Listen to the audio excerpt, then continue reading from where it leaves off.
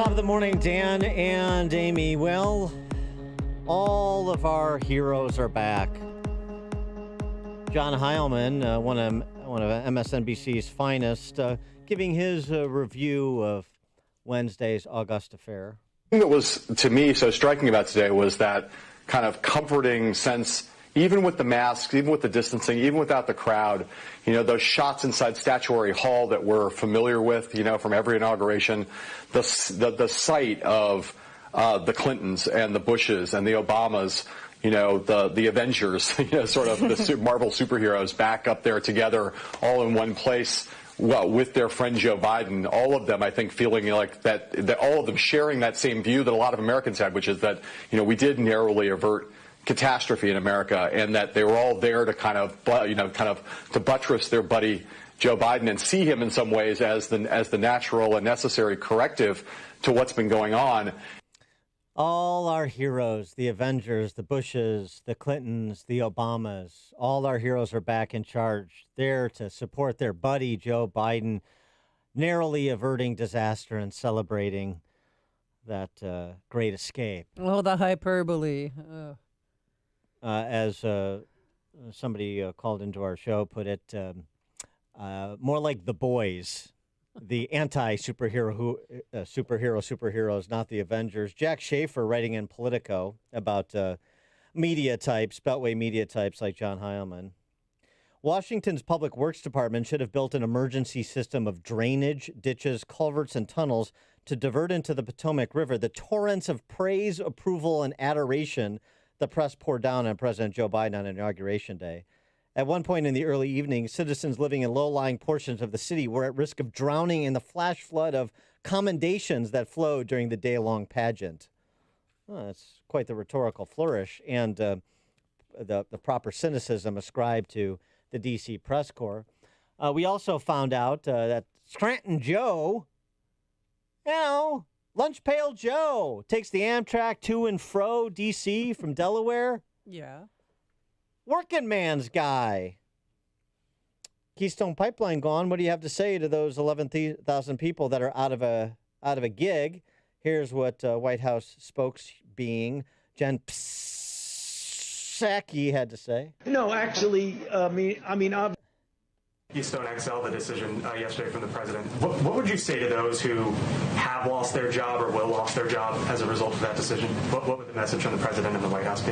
The message of the president and the White House would be that he is committed. His record will shows the American people that he's committed to clean energy jobs, to jobs that are not only good, high-paying jobs, union jobs, but ones that are also good for our environment. He thinks it's possible to do both. He led an effort when he was the vice president to put millions of people to work with both of those priorities in mind, and he will continue to do that as president. But he had opposed the Keystone Pipeline back in 2013 when it was when there was a consideration of the permit. I don't think it was 2013. I think it was a little bit after that.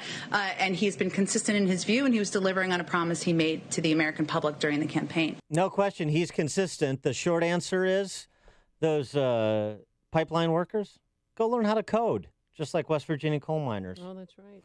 For more on this, we're pleased to be joined by Amber Athey. She's the Washington editor for The Spectator, Senior Blankley Fellow at the Steamboat Institute, and host of Unfit to Print for the Daily Caller. Amber, thanks for joining us. Appreciate it. Thank you for having me. Well, what do we know from the first, 36 hours of the Biden administration? Well, you summed it up quite perfectly. Scranton Joe is not exactly what he seems. I tried to warn people about this a few months ago, that Joe Biden is really a phony who only talks about American workers and union workers when it benefits him. But his whole career has been a history of selling out those exact same people. And we're seeing that now with this flurry of executive orders that he's unleashed on the American public during his first 2 days in office.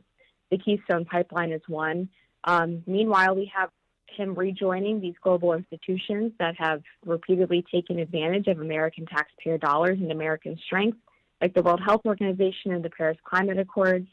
And then you have loosening of immigration restrictions in the middle of a pandemic.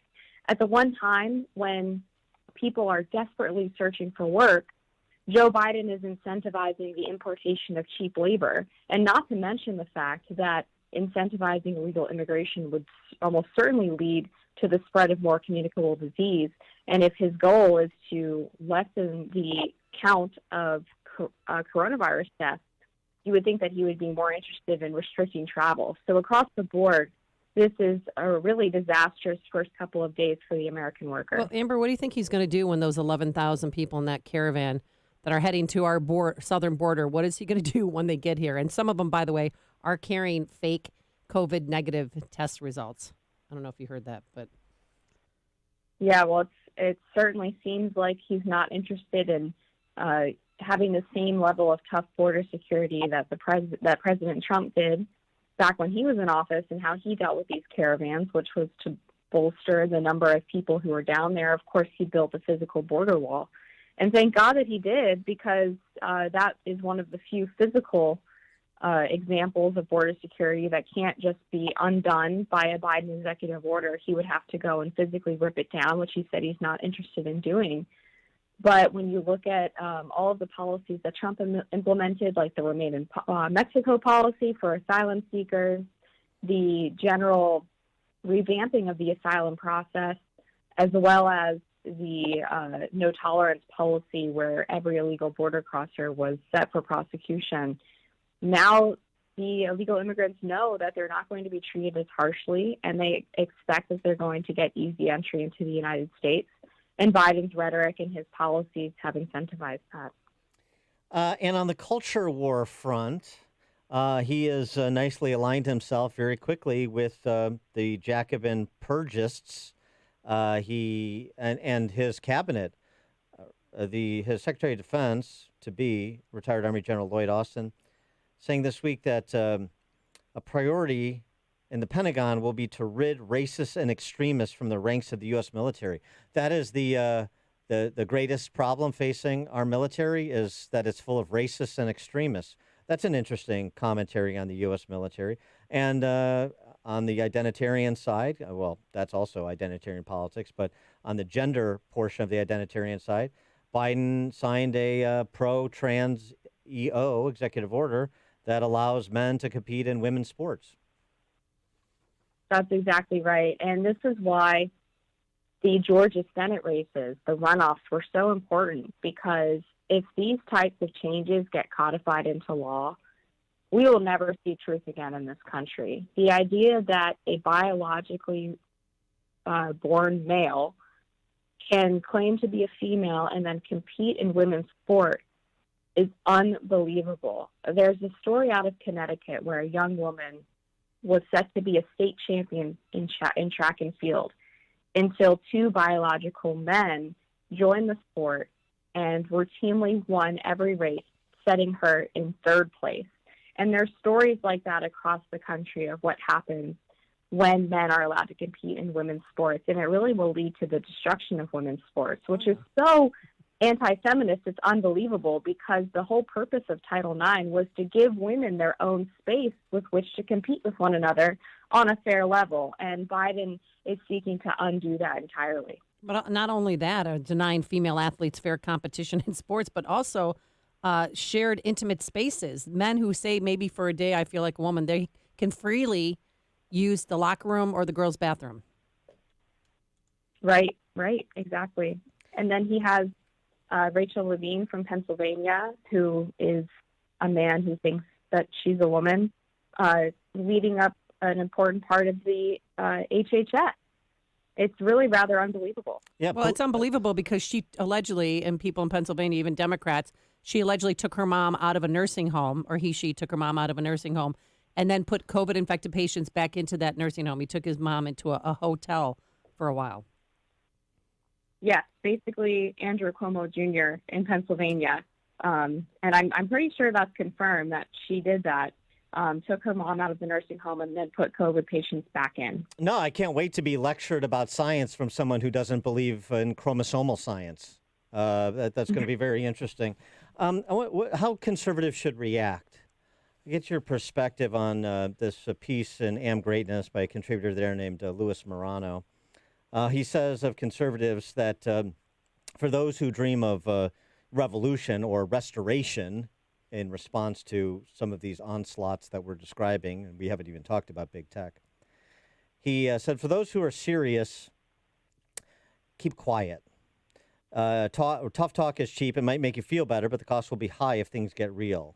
Even yard signs and bumper stickers are unnecessary giveaways. Yes, we know you support the Second Amendment, but shut up about it. The world doesn't need to know what you have or don't have. Be careful about who you trust. Avoid idiots, loudmouths, and blowhards. Assume three-letter agencies will penetrate your organizations. Your own government will try to sting and entrap you. Expect agent provocateurs and false flag operations. As much as possible, keep everything face-to-face. Retain good lawyers. They're coming after you. Don't make it easier.